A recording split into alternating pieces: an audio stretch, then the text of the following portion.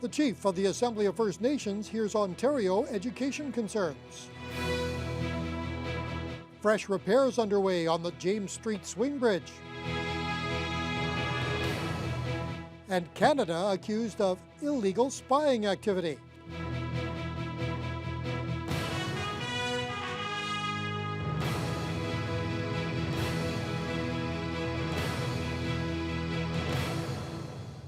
Good evening and thank you for joining us. The National Chief of the Assembly of First Nations was a special guest on the Fort William First Nation today. Sean Atleo was here to address chiefs from around Ontario and to give them a chance to have their voices heard. For the past 3 days, 133 chiefs and other Native leaders have gathered to discuss the future of their communities and finalize their rejection of the Federal First Nations Education Act. Courtney Rutherford reports. I've got kindergarten kids who are turned away because there are no school facilities for them. Assembly of First Nations National Chief Sean Atleo isn't afraid to show his frustrations when it comes to the issues that communities in Ontario are facing. After discussing a variety of topics with the chiefs in attendance, he decided to express his support when it comes to moving forward with control over First Nation education. The proposed unilateral federal oversight, that's what we had in the residential school era. It's completely unacceptable. There's no financial guarantee for children. Completely unacceptable. There has to be a guarantee for First Nations language and culture. And, I feel that we've got to reach out to Canadians to say this is the moment that we seize to make sure that we support the children. Atleo says he's confident in his people and the stance they are taking. He plans on taking the information that was given to him to the AFN Special Chiefs Assembly meeting in a couple of weeks. Regional Chief Stan Beardy said having the national chief in town was important so that he could hear firsthand what their priorities are. I think what the chiefs were trying to nail down here is that to be very clear, if Ontario, for example, opposes the Education Act, that AFN fully supports that. And I think that came out very clear this morning that AFN does fully supports the opposition by Ontario in regards to the proposed Education Act. Beardy said it was an important meeting so the chiefs could receive direction and guidance when it comes to proceeding with their future education plans. Both Beardy and Atleo will be in contact to discuss what's next and hope that potential changes aren't far away.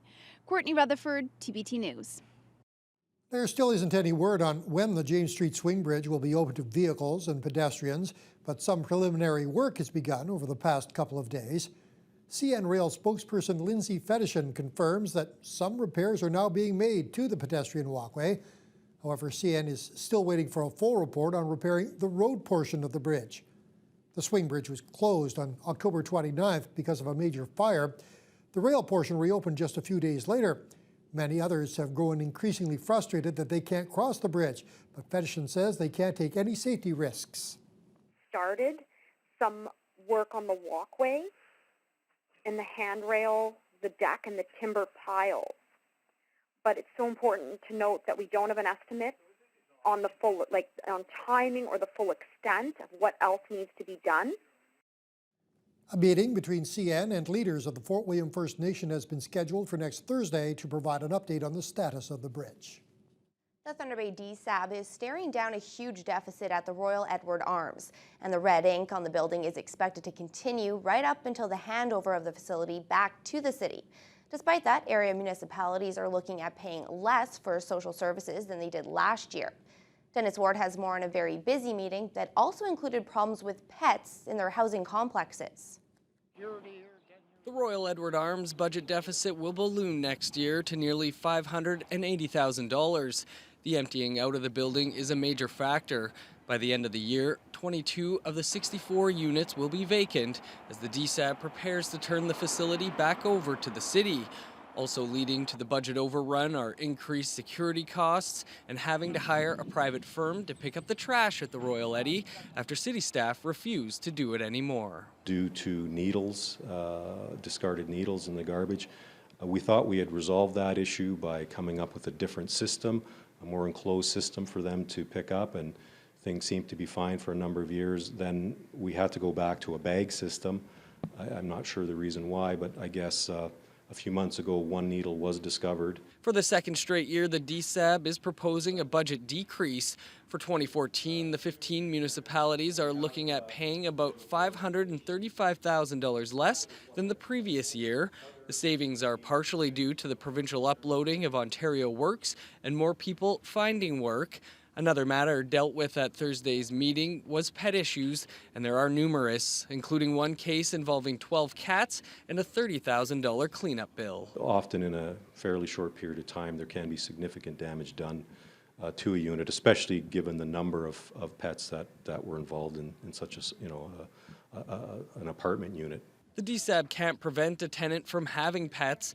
Vice Chair Aldo Roberto says the city needs to step in with a bylaw restricting the number. DSAB would like to do something about it, but we do need the municipality to get involved and put in a bylaw in place that would help us address those issues. And all along, we've been trying to say this. Meanwhile, 6 rural municipalities continue down the path of pulling out of the DSAB and creating their own. They presented their case to the Minister of Social Services last week. Representative Kevin Holland says another possible budget saving this year won't change their minds. The 3% decrease in the budget doesn't affect the level of services that we feel we're not receiving for what we're paying. Holland is hoping 2014 will be a transition year into the formation of their own social services board. Dennis Ward, TBT News. Ontario's energy minister says the New Democrats are making claims about the Thunder Bay generating station without any facts to back it up. Today at Queen's Park, NDP leader Andrea Horwath said the plan to convert the local coal plant to advanced wood biomass won't provide enough power for the Northwest. And she mocked Minister Bob Chiarelli for saying area residents have nothing to worry about.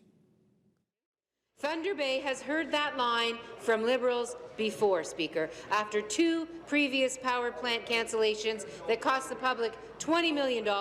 Speaker, you'll forgive Northerners if they don't take this government at its word. When will the minister take the advice of Northwesterners on electricity for a change? And I would like the leader of the third party to come with some evidence of her stand and her position. She has no technical evidence. She has no experience evidence in any way, shape, or form. It's all anecdotal, Mr. Speaker.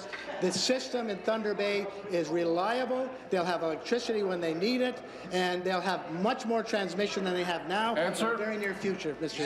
Speaker. A Highway 17 collision involving 3 tractor-trailer units has claimed the life of a Manitoba man. The crash happened just before midnight east of Kenora near Percy Lake. According to the OPP, an eastbound transport collided with a westbound vehicle and also resulted in a second westbound truck entering the ditch. The driver and a passenger of the eastbound transport were both taken to hospital, with the passenger later succumbing to his injuries. He's been identified as a 57-year-old Gladstone, Manitoba man. The mishap left the highway closed for several hours. A second-degree murder charge has been laid following an incident Tuesday on the Shoal Lake First Nation. Treaty 3 police officers were called to assist ambulance personnel at a residence in the community. They arrived to find an 83-year-old man dead at the scene. As a result, a 23-year-old woman has been taken into custody. The cause of death has not been released.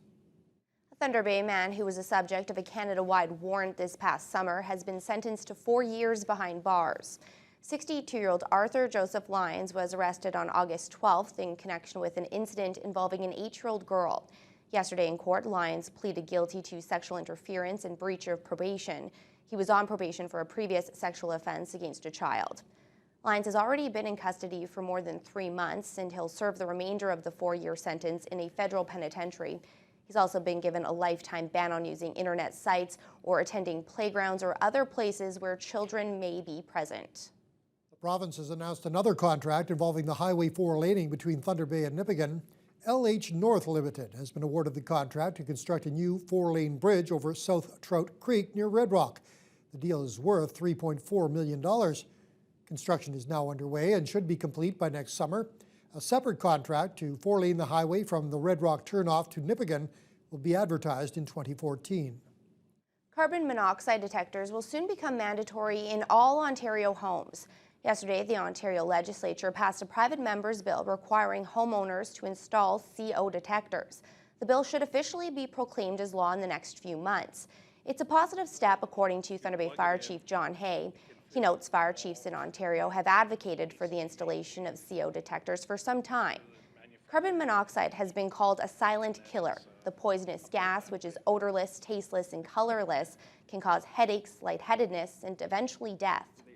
If your furnace isn't running properly, your hot water tank is not burning properly, gas fireplaces, anything that has combustion can produce carbon monoxide.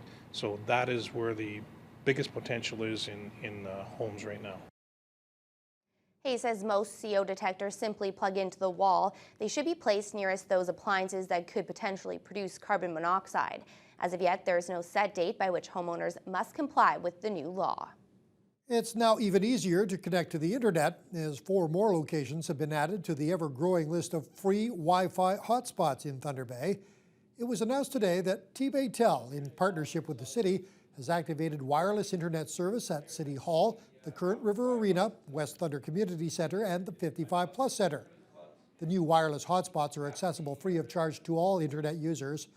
TBT CEO Dan Topatai says in this age of technological advancements, it's a service that people expect. The reality is we are a very connected world now. People are never far removed from their devices, from their tablets, and the reality is we want to make sure that people have that convenience available to them. We want to have a connected, vibrant, smart city, and you know, people that travel here, and we are seeing a lot more travel. Our airport's busy, people are coming up for the mining, and they need to be connected as well when they're doing their day-to-day business. More wireless hotspots are scheduled to be activated in 2014. A complete list of free wireless locations is available on the TBT website. The issue of obesity was front and center at a conference held in Thunder Bay today, featuring one of Canada's leading experts on the subject. Dr. Arya Sharma met with health practitioners from around the region, and he also spoke with the general public last night. Mike Albanese has the story. Dr. Arya Sharma came to Thunder Bay for a public presentation and to hold a training session for clinicians from around the region. Sharma is described as Canada's leading expert in obesity and wanted to shed a little light on the heavy topic. What some used to think was just a lifestyle choice is now known to be a chronic disease that's not simply accountable to just overeating. For many people, it's a time issue. It's not getting enough sleep, it's energy levels, it's stress levels, it could be depression, it could be medications that people are on that are causing weight gain. So there are so many different reasons why people struggle with their weight, and trying to find out what those reasons are and learning how to address those underlying causes of obesity is really what today's meeting was about. Throughout the day, Sharma spoke upon myths and methods to handling obesity the right way. One of the myths he wanted to set straight was that a diet or exercise alone can solve everything. With so many contributing factors to obesity, things are not that black and white. Many people who start exercise programs trying to lose weight get very frustrated because they don't see those pounds dropping off. There are, however, people who do lose weight when they exercise, and that is not so much because of the calories that they're burning, but it is because exercising helps them to eat better. So if I'm eating because of my stress levels, if I exercise, I get stress relief, I feel better, I eat better. Moira Haggerty is a nursing student who came to learn more about obesity. Haggerty says she hasn't covered too much about it in her classes, so the session was a big help in understanding the complexities behind the disease. The best part of the presentation today was how applicable it was, and it wasn't just learning about obesity, but learning how we can help patients and strategies that no matter what profession you're from are useful, and I know I will use in my practice. Sharma said it's a combination of time management, mood, exercise, and wise meal choices that will lead you away from obesity. And the more you learn about the disease, the easier it will be to handle. Mike Albanese, TBT News. Magnus Theatre is bringing a Charles Dickens classic to Thunder Bay with a slight twist in the presentation. You ridiculous boy! Do you kiss my hand in the spirit in which I once let you kiss my cheek? You offered more than your cheek that day, Stella. Great Expectations is based on the famous book and contains all of the familiar dialogue, but the guest director has managed to reduce the cast down to only 4 actors. The change means the production team can speed up costume and set changes to make the play feel more like a movie.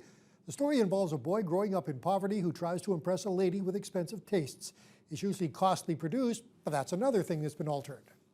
like the classical books and they like seeing them being turned into plays, but most of the time they're too expensive unless you come up with an original idea like this, which is let's concentrate on the essence of the story and bring it down to 4 people playing all the characters in the whole show.